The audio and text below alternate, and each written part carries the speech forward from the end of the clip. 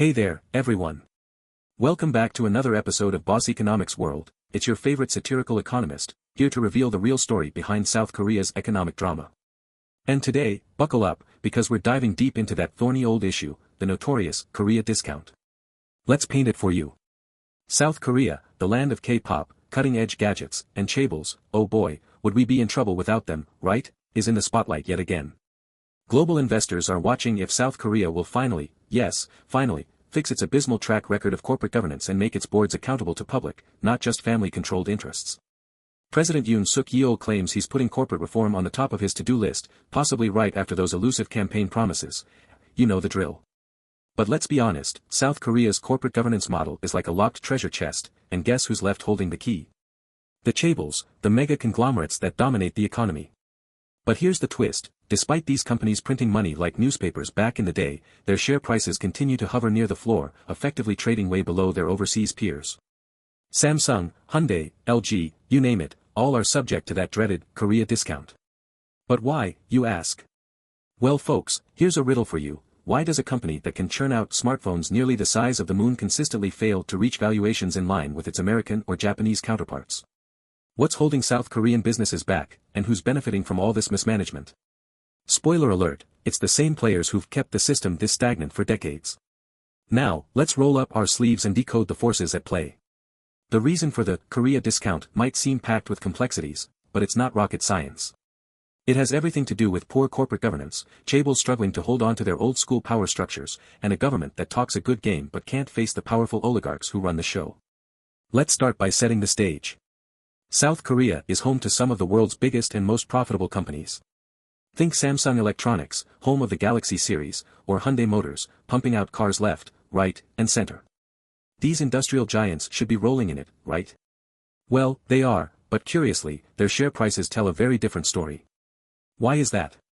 While investors in Taiwan Semiconductor Manufacturing Company, TSMC, and Toyota Motor Corporation are grinning all the way to the bank, anyone buying into South Korean equities might feel like they've stepped into a discount bargain sales rack. Enter the Korea discount. Investors demand lower prices for Korean shares thanks to several structural problems that make these companies, shall we say, unattractive investments. While it would be easy to chalk this up to North Korea waving its proverbial nuclear sabers, the reality is that the fault lies largely within South Korea's own borders. The true villain of this story? The archaic, opaque, and at times downright corrupt corporate structures of the chaebols. These chaebols were a fundamental plank in South Korea's post-war economic miracle. We won't deny the contribution they've made to the country's GDP. Samsung, Hyundai, SK, and other conglomerates make up around 45% of the country's entire GDP. But their continued dominance is a holdover from a different era, an era where government favoritism, control over capital flows, and rampant nepotism helped them build up vast business empires. Now, several decades into South Korea's development, these giants have institutionalized corruption and inefficiencies, all protected by impenetrable cross-shareholding structures and dynastic successions. Cross-shareholding. If you thought keeping track of the characters in the latest K-drama was tough, try analyzing the ownership structures of a South Korean chaebol. Here's how it works. The founding families of these conglomerates often control companies indirectly, holding small shares of several firms, but these companies in turn own significant chunks of each other. It's like a web of corporate spaghetti that allows chaebol families to retain overarching control with relatively little capital outlay. Invincible, impregnable, untouchable. So what's in it for regular shareholders, like the pension funds or retail investors trying to buy a piece of their country's economic success? Well, not much, actually. The chaebol families use their positions to prioritize long-term family control over policies that might be good for shareholders, like higher dividends or share buybacks. Investors end up swimming in a murky sea of conflicts of interest and insider deals, while chaebol families plot how to keep their dynasties alive. One notorious example of this was with Samsung Electronics, a global technology leader. Despite being the crown jewel of South Korea's industry, its shares have consistently traded below par in comparison to rivals like TSMC or Micron Technology. If Samsung Electronics were valued at the same price-to-book ratio as Micron, a US memory chip maker, its market value would practically double. Double. You can almost hear the collective sigh of frustrated investors. But then again, with South Korea's sky-high inheritance tax, at a staggering 50%, chaebol heirs have every incentive to keep share values low. High valuations would mean a much steeper tax bill when the next generation takes over, so naturally the strategy is to do everything possible to suppress stock performance. If it wasn't already clear, South Korea's inheritance tax is the highest among the OECD nations. This tax burden fuels one of the most damaging trends in the Korean economy, the active effort by Chaebol families to squeeze out public shareholders and keep valuations suppressed, often through backdoor deals like convoluted mergers and acquisitions. When succession planning becomes the most important boardroom discussion, you can bet minority shareholders are left in the lurch. So where's the government in all of this?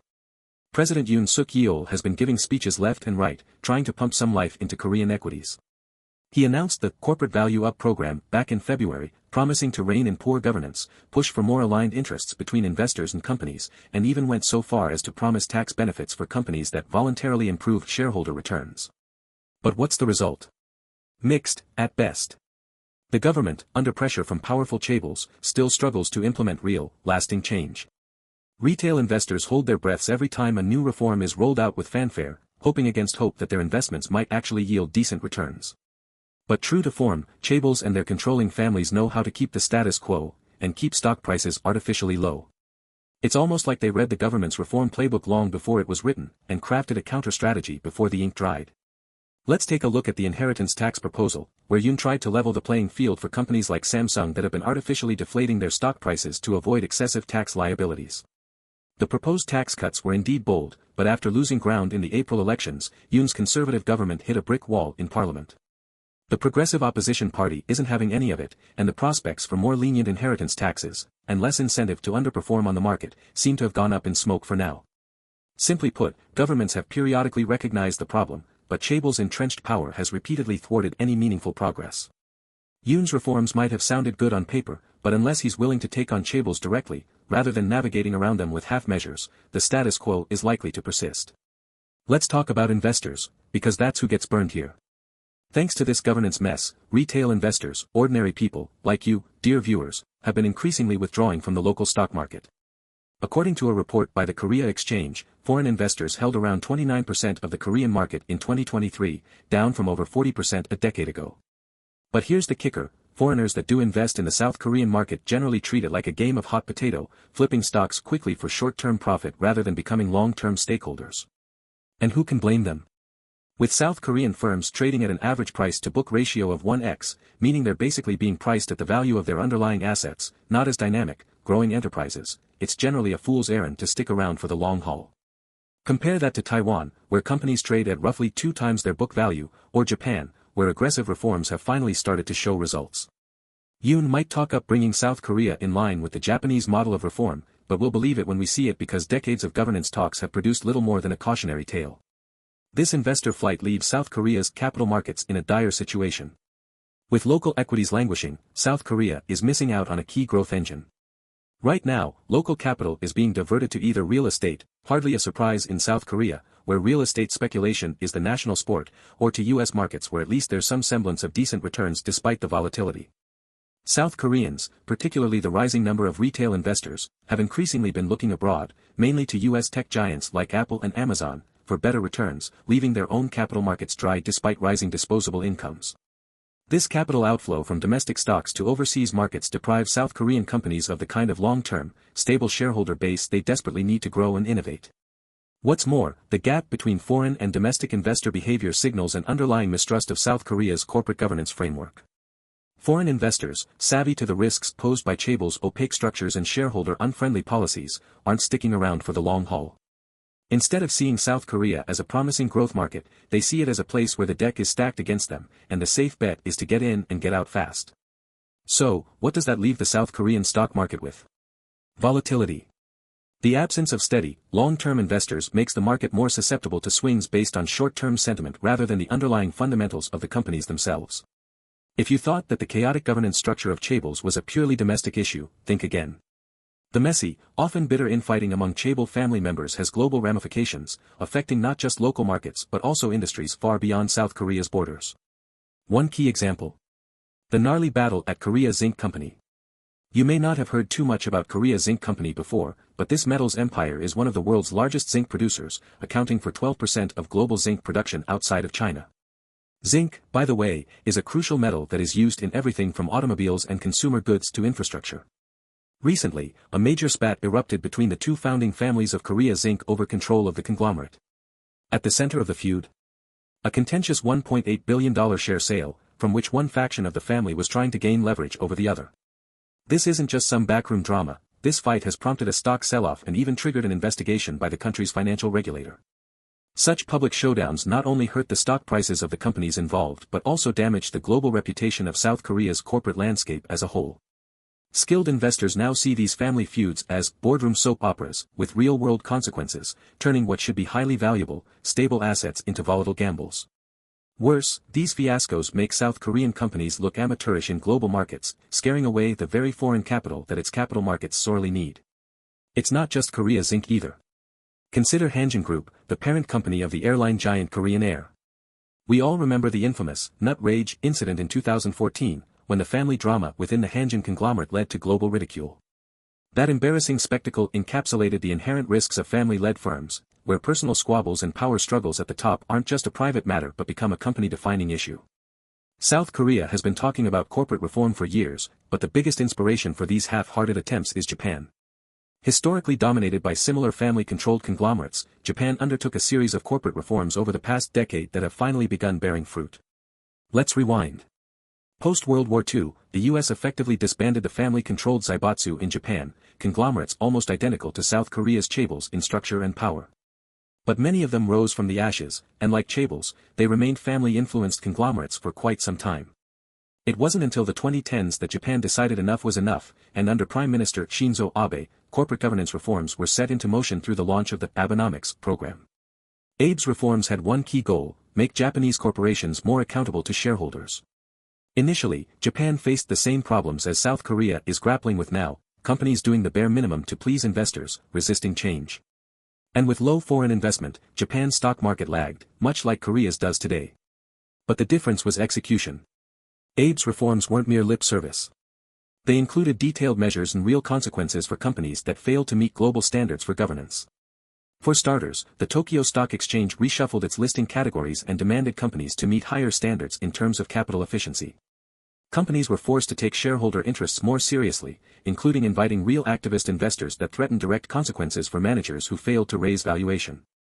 By 2023, the results were telling. Japanese stocks reached multi-decade highs, with companies like Toyota benefiting from increased investor confidence. What's more interesting is that unlike South Korea, Japan doesn't have massive family feuds playing out on the front pages of its financial newspapers, at least, not with the same frequency or intensity. Many Japanese companies still have founding families in management positions, but Japan's reforms created an environment where outside directors and stakeholders have real leverage, giving the market more confidence in fair play and transparency. But will South Korea muster the same courage? Now, Yoon Suk Yeol, has promised again and again that he's committed to improving corporate governance and aligning boardroom interests with those of shareholders. His Value Up program even echoes Japan's early reforms. However, until South Korea decides it's time to implement the structural reforms Japan did, rather than kowtowing to the chaebols, meaningful change will remain elusive. And investors, both foreign and domestic, will keep waiting for the day South Korea stops talking the talk and actually walks the walk. If South Korea wants to avoid becoming an economic underperformer in the long run, the solutions are clear, and not complicated. They've been done before, and they work. The blueprint is out there. It's time to confront the real issues. A. Corporate governance reform. The government must push through real corporate governance reforms, not watered-down versions that allow chaebols to continue evading accountability. Mandate more independent directors on boards, not just as figureheads but as individuals with real decision-making power. Increase transparency in ownership structures. Remove the cross-shareholdings that give chaebols their outsized influence. B. A real tax reform. The inheritance tax issue is a tough one to tackle, but it's a critical lever for weaning chaebols away from their share price manipulation tactics. Lowering the hefty 50% inheritance tax could incentivize controlling families from keeping share prices artificially low to reduce tax burdens on dynastic transitions.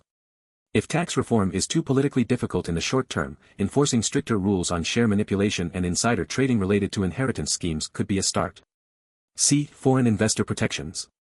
South Korea needs foreign capital, but foreign investors need protections to avoid being used as exit liquidity for poorly managed firms.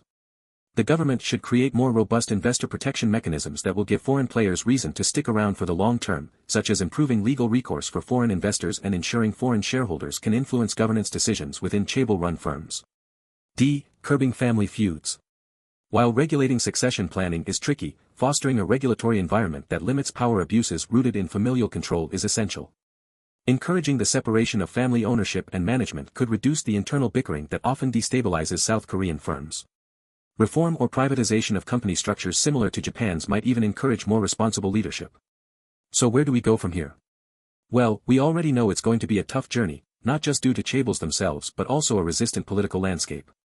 Yoon Suk Yeol's reforms, while optimistic, are facing pushback not only from corporations but also from the opposition-controlled parliament. Until there's a broader political consensus that Chaebol reforms are in the country's best interest, real change may remain a pipe dream.